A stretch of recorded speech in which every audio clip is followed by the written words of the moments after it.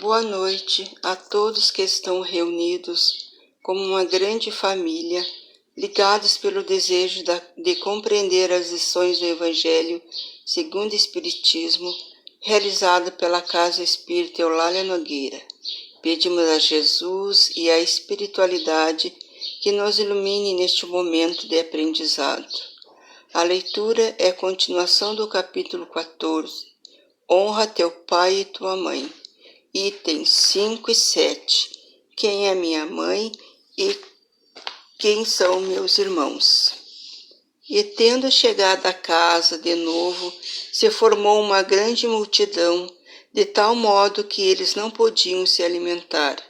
E quando seus parentes tomaram conhecimento disso, vieram apanhá-lo, pois diziam que tinha perdido o juízo. Chegaram então sua mãe e seus irmãos, ficando do lado de fora, mandaram chamá-lo. Havia uma multidão sentada em torno dele. Disseram-lhe: tua mãe e teus irmãos estão lá fora e te chamam. Mas ele lhes respondeu: quem é minha mãe e quem são meus irmãos? E olhando os que estavam sentados ao seu redor, disse: eis aqui minha mãe e meus irmãos, pois quem fizer a vontade de Deus, este é o meu irmão, minha irmã e minha mãe. Marcos capítulo 13, versículo 20 e 21 e 31 a 35. Mateus capítulo 13, versículo 46 e 50. Certas palavras carecem estranheza na boca de Jesus e contrastam com sua bondade e sua inalterável benevolência com todos. Os incrédulos não deixaram de fazer disso uma arma, dizendo que ele contradizia a si próprio. Um fato irrecusável é que sua doutrina tem como base essencial, como pedra angular, a lei de amor e caridade. Ele não poderia, portanto, destruir de um lado o que estabelecia de outro, do que é preciso tirar esta consequência rigorosa, que, se certas máximas estão em contradição com o princípio, é que as palavras que se lhe atribuem foram mal reproduzidas, mal compreendidas ou que não são dele. Espanta-se com razão de ver, nessa circunstância, Jesus mostrar tanta indiferença para com seus parentes e, de certa forma, renegar sua mãe. No que diz respeito a seus irmãos, sabe-se que nunca tiveram simpatia por ele.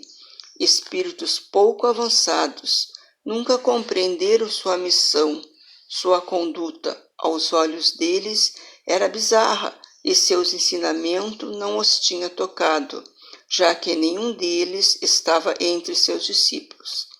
Parece até que eles partilhavam, até certo ponto, as prevenções de seus inimigos.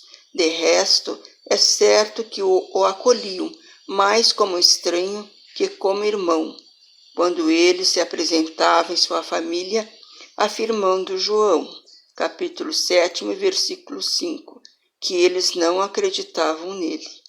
Quanto à sua mãe, ninguém poderia contestar sua ternura para com o filho, mas também é preciso convir que ela não parecia fazer uma ideia muito justa da sua missão. Nunca foi vista seguindo seus ensinamentos, nem lhes prestando testemunho, como fez João Batista. Nela, a solicitude materna era o sentimento dominante. No que diz respeito a Jesus, supor que tenha renegado sua mãe seria ignorar seu caráter. Tal pensamento não poderia animar quem disse: honra teu pai e tua mãe. É preciso, pois, buscar um outro sentido para suas palavras, quase sempre veladas sob forma alegórica. Jesus não negligenciava nenhuma ocasião de dar o ensinamento. Tomou, pois, a que lhe ofereceu a chegada de sua família para estabelecer a diferença que existe entre o parentesco corporal e o parentesco espiritual. Então, como todas as lições do Evangelho são perfeitas e completas, cabe-nos fazer um comentário conforme o nosso entendimento. Jesus, que nos ensinou todas as verdades com a sua humildade, diz que devemos honrar aqueles a quem Deus concedeu as bênçãos de nos receber como filhos e nos alerta para o cultivo da grande essência divina, o amor, e acrescenta que todos aqueles que fazem a vontade de Deus, este é seu irmão, sua mãe e sua irmã, isto é, todos aqueles que nos rodeiam, independente dos laços consanguíneos, pois os sentimentos que unem todos se transformarão em amor. E ele nunca renegaria sua família, apenas aproveitou o momento em que se encontrava reunido com o povo e complementou dizendo que todos os seres são filhos do mesmo Pai e que todos fazem parte da grande família universal. Sabemos que não seria entendido e até criticado, por isso falava por parábolas, para aplicar sua mensagem, que não somos só ligados pelos laços da matéria, que são frágeis diante dos laços do Espírito, mostrando dessa maneira a existência do parentesco espiritual e corporal, e que antes do corpo existe o Espírito. Existindo assim as famílias unidas por laços espirituais que permanecem unidas nos dois planos da vida. Os laços terrenos são frágeis e necessitam de paciência, compreensão, para podermos conviver com os componentes desta família. Diante disto, somos componentes da grande família universal, isto é, a humanidade inteira, pois o amor é universal, ele atinge todos os seres. Essas famílias, pela reencarnação, se reúnem em grupos em diversos pontos do planeta, para que adquiram a compreensão da união, do amor e da educação moral, que é a verdadeira missão da escola terrena.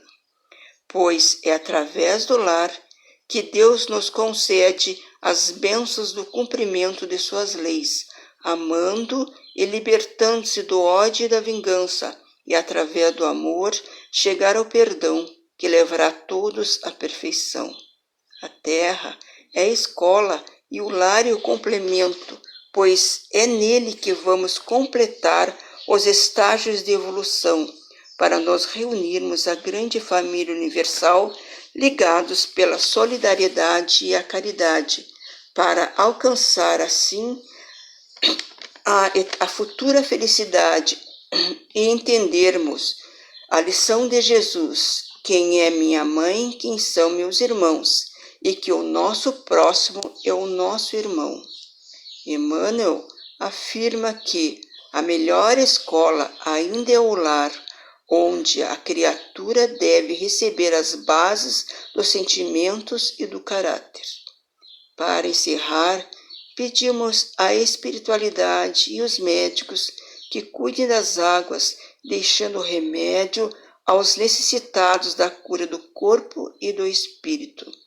Agradecendo a Deus e a Jesus a proteção e amparo que recebemos, e também a doutrina espírita que, segundo Emmanuel, nos oferece a chave precisa para a verdadeira interpretação do Evangelho, e a doutrina do Cristo é a doutrina do aperfeiçoamento moral em todos os mundos.